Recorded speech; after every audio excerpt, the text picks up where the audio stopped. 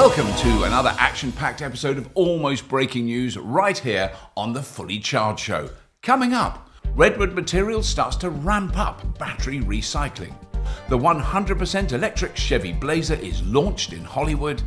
A caravan that doesn't reduce your range when you tow it, plus some very funky camper options.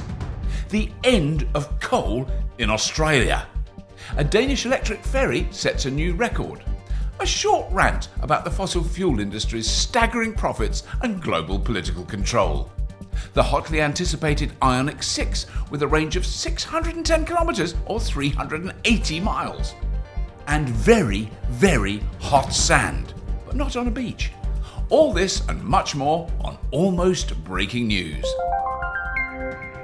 Just before we dig into the juicy, ethically sourced, woke news topics, here's a bit of an interesting update. The first few years of the Fully Charged Show were all about YouTube. It gave us access to a huge audience of EV-curious people all over the world. The last few years has also been about the live version of the show. Fully Charged Live is supercharging what we can do as people want to see electric vehicles and home energy technology in person. And now you can get episodes from us every Tuesday and Thursday on the Fully Charged Show channel and every Monday and Wednesday on Fully Charged Plus channel. You can also come along to see us in San Diego in September and then in Sydney, Amsterdam, Farnborough, Harrogate, Vancouver and San Diego again in 2023. It's crazy. But what's next? Well, we want to do everything we can to raise awareness of the alternatives to petrol or gas cars and gas heating, as well as encouraging people on simple ways to use less energy. Now, we're fortunate to have an amazing audience, and one of the reasons for that is that the Fully Charged Show is fiercely independent. We want to use our influence, and that's yours and ours, to reward the most progressive companies in transport and energy. And so we're delighted to announce that in 2023, we will host the first ever global consumer choice ceremony for electric vehicles and clean energy technology, the Fully Charged Awards. Now, our awards program will reward the things that you've told us are most important to you, like the best value electric vehicle, the most efficient electric vehicle, the most sustainable EV manufacturing, and much, much more. And we really think that the Fully Charged Awards can be the one to win for car makers. And as ever, we will rely and appreciate your support. Stay tuned for further information, including where we will host the ceremony for the 2023 Fully Charged Awards. Now, on with the news. So, one of the critically important aspects of sustainable technology, of the circular economy, of a way of living on this small rock spinning through space, is to be a little bit more careful with the materials we use. I've always said, rather facetiously, if you could show me a litre of recycled diesel, I'll swap my electric car for a combustion model tomorrow. Now, we've all grown up in a single-use society, from water bottles to liquid fuels. Use it once, throw it away. Or burn it once, and then waste a few decades as the fossil fuel industry encourages us to try and ignore the consequences. If we do that with new energy technology, I say give up now, open a coal mine, drill and burn, baby, because we're all really screwed. Thankfully, that's not going to happen.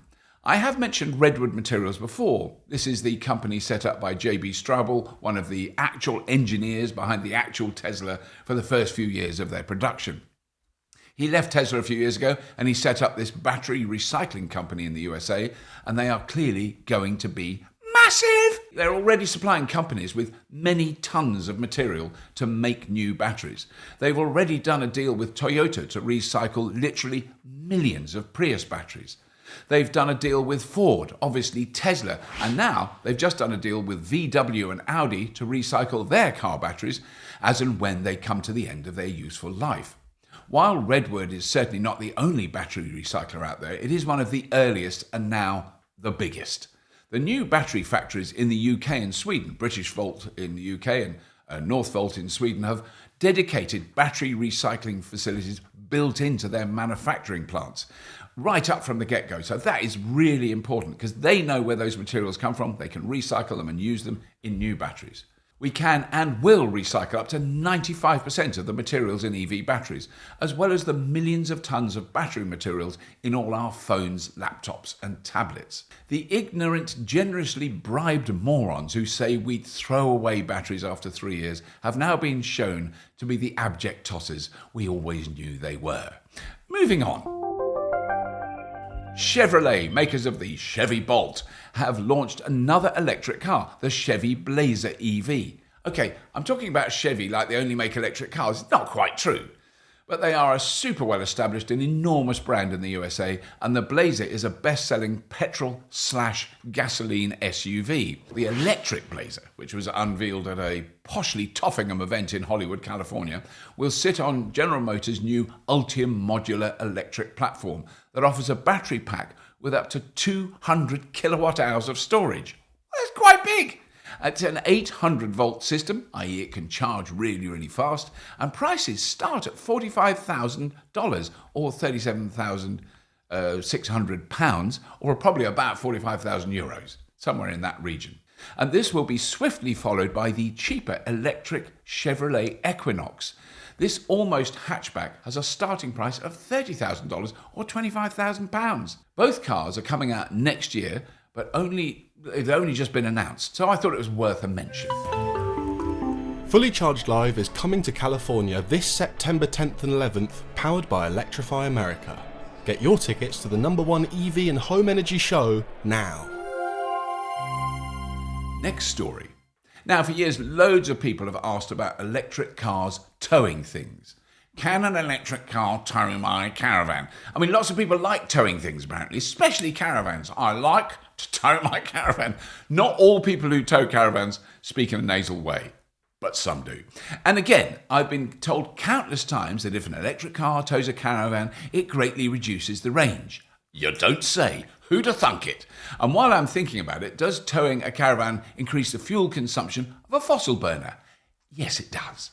So, Airstream, which is the brand of silver bullet-shaped campers in America, has rolled out an electrified travel trailer that will help reduce fuel consumption in clunky old gas guzzlers and increase range in electric vehicles while towing this high-tech luxury capsule of pure joy. They named it the E-Stream. Get it? Airstream, E-Stream. And apparently, Airstream claim they are on the path to emissions-free camping. Good on you, Airstream. This caravan/camper has a pair of electric motors driving its axle, essentially making it easier to tow. The powered axle will also help the caravan navigate slick or uneven terrain, so when you want to park it somewhere, it's much easier to maneuver it into position at the campsite. Oh yes, and I almost forgot to mention, the battery will obviously run all the equipment in the caravan for many days. As is often the case, a genius idea like this is only a concept at the moment and isn't yet available to actually buy. But I thought it worth mentioning because clearly these sort of solutions are coming, not just for luxury leisure goods, but for trucks and delivery systems and big trailers that big trucks pull. To move heavy machinery, you can have a battery on the trailer as well as in the vehicle. And while we're in a lovely, dreamy, I want cool electric camper space, check out this little baby. Oh, my life, that is so cute. At a recent German exhibition, electric quadricycle maker Electric Brands has shown this camper version of its X-Bus to the public for the first time. Now, I remember talking about the e-Bussy a few years back, a small modular delivery van made by the same company, but this is the camper version of the same vehicle. There's not a lot of detail about the vehicle yet, has been released yet, but they have said that the batteries are cobalt-free lithium ion, which may indicate they have lithium iron phosphate batteries, which is the same as the new Teslas. X-Bus is it's quite small. It measures under 4 meters long with a top speed of just 100 kilometers, about 62 miles an hour. So it's not, you don't go racing in one of these.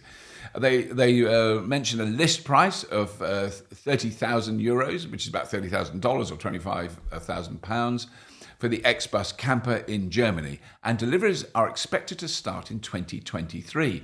And lastly, in this camping section, I didn't even know it was a camping section, but it is now, get a load of this, the Skoda Enyaq IV80 Festival. Get it? Festival. Nice marketing, Skoda. They explain that the car is fitted with a Czech-designed Ego camping unit. Festival goers are provided with home comforts. It's kind of just on the edge of home comforts. It's got a load of clever storage options and a double bed in the rear of the electric SUV as well as on the roof. It sleeps up to 4 people. It is apparently easy to set up. It's got a clever pull-out system that provides cooking and food preparation space straight from the boot area, with everything cleverly stored beneath the bed frame. Perfect for festivals or going on electric adventures and outdoor camping weekends. I think we need to get Jack to go on a lovely camping holiday and try out all these different systems. He loves camping. He loves sleeping in the back of a car. Personally, I love a 5-star hotel. Next story, please. Let's go from happy camper to miserable miner. Coal. The old Australian government was literally in love with coal. They could not burn enough of it, even though it's uneconomic and incredibly short-sighted, toxic and seriously dangerous. They love to support the coal industry. Okay, at the moment they are not exactly rushing to stop burning this filthy stuff in Australia, but modelling from the Australian energy operator suggests that all brown coal burning will cease by 2032. That's the really dirty stuff even the coal industry thinks is a bit grubby. After that, all New South Wales coal generators will be gone by 2038, and the last Queensland coal-burning generator by 2041. But the exit of coal could be much quicker, according to many analysts. Their modelling assumes Australia's coal generations are all gone within 1 decade, and that the share of renewables by the early 2030s is in the high 90% figure. So thankfully, investment in renewables is off the charts in Australia, and investment in new coal plants, well, there isn't any. So we are really looking at the end of coal in what has been recently Coal Central. Next story. Right, we've done batteries, cars, caravans, coal. What about ships? I have waited years for a good electric ship story, and now 2 come along at once. A fully electric ferry in Denmark has set a new world record for the longest voyage on a single charge. An electric ferry. This is very important to underline this. The ferry is called Ellen, and it sails between the mainland and the islands of Ero and Os in southern Denmark. I have no idea how to say that, and the spelling is quite weird. But anyway, that's where it sails from. And it broke the distance record on June the 9th when it sailed 50 nautical miles or 92 kilometres before recharging. Now, we travelled on a ferry between Denmark and Sweden a few years ago, an electric ferry. But that only travelled about 8 miles or 10 kilometres, 12 kilometres, something like that, between recharges. But it was a proper big ferry that could move dozens of big trucks. And but aside from that, this is a major jump because the ferry we went on is only charged from wind turbines that are really near it, and the same with this one. But now a US startup called Fleet Zero has developed an interesting concept for the electrification of shipping. Both the Ellen and the big ferry we sailed on had what you can describe as built-in batteries, if you like. They're kind of permanently attached to the ship. This idea is that a ship that can already carry containers could have the batteries loaded up while in dock, in containers. The loading and unloading infrastructure is already there. And what is even more important, if the ship is doing a couple of 100 miles, then you load enough batteries for that. If it's only going 20 or 30 miles, you load a lot less batteries. Each battery storage pack has 2 megawatt hours of energy housed in a low height container weighing 8 tons. This is for coastal shipping at the moment. It's not about cross ocean shipping, but it makes the whole thing so much easier to achieve. It's going to make it so much cheaper to operate those ships as well. That's an important side issue. It's modular battery swapping that really makes sense. I like. Next story.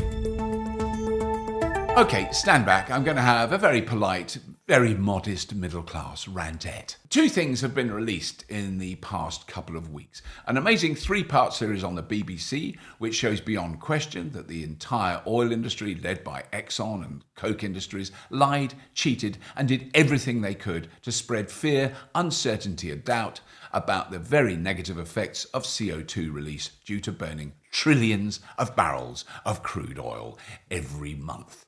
Nothing new there, just further proof of the scum-like attitudes in the executive branches of these seriously dodgy companies. but well worth a watch if you can see BBC's output on iPlayer. But add to that a story in the UK Guardian, which highlights a report based on World Bank data, which assesses the unearned profit produced by the global fossil fuel industry after the total cost of production has been deducted. The oil and gas industry has grabbed $2.8 billion, that's 2.3 billion pounds a day in pure profit. Not last week or last month, but every day, every single day for the last 50 years. $2.8 billion a day, the vast total captured by petrostates and fossil fuel companies since 1970 is $52 trillion in profit. And what does that do? What does that do you think? Well, the report explains in detail exactly what it does. I'm quoting the article here. It says, it provides the power to buy every politician, every system, and delay action on the climate crisis, says Professor Aviel Verbruggen, the author of this analysis. I was really surprised by such high numbers. They are enormous, said Verbruggen, an energy and environmental economist at the University of Antwerp in Belgium, and a former lead author on the Intergovernmental Panel on Climate Change report, the IPCC. So let's just imagine, and this is tragic because it's never going to happen, but just imagine for a moment that these two-faced criminal greenwashing con artists who run the fossil fuel industry could, with 1 week's global profit, properly insulate every home in the UK, fit massive solar arrays on every car park, install community batteries all over the country, and actually reduce fuel poverty. But no, they'd rather hang on to all that money, bribe our utterly inadequate politicians with it, and maintain the flow of this toxic filth for another 100 years.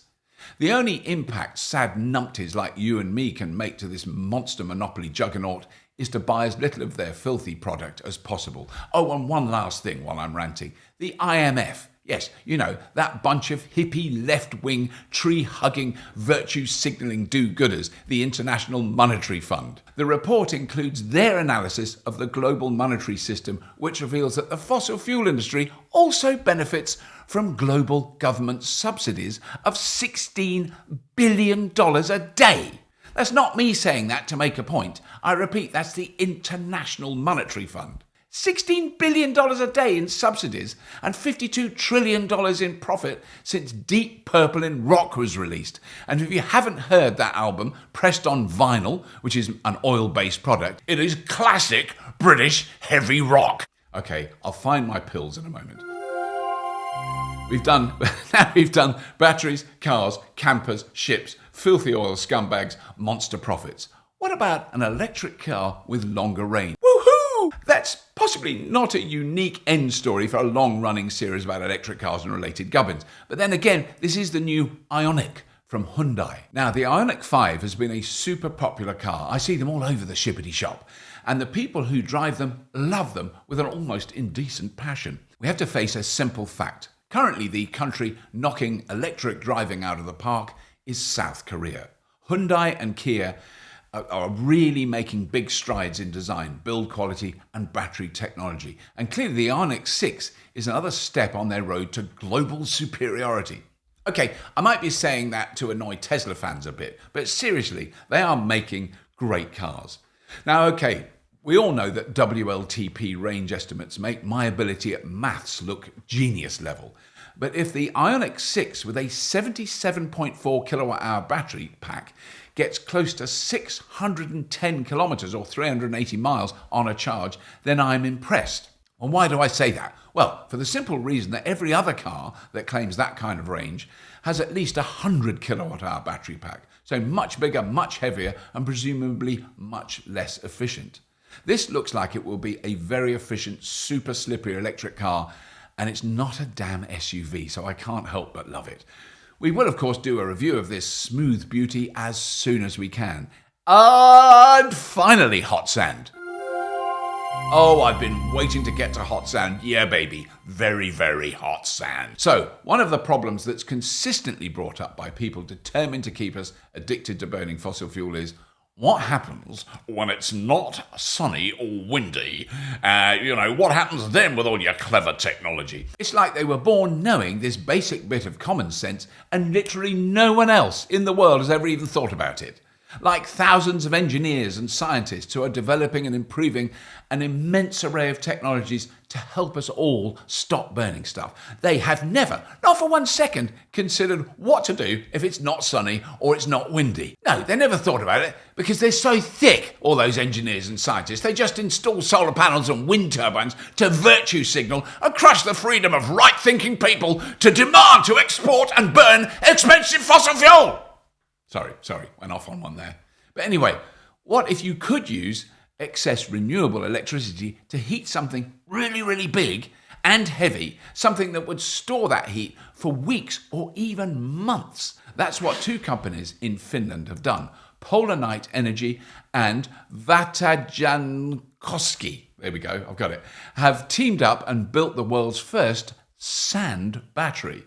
A sand battery? Come again? What the hell is a sand battery? Yes, a sand battery. They use renewable electricity to run a massive industrial heater and a massive fan, and they blow really, really hot air under high pressure into sand.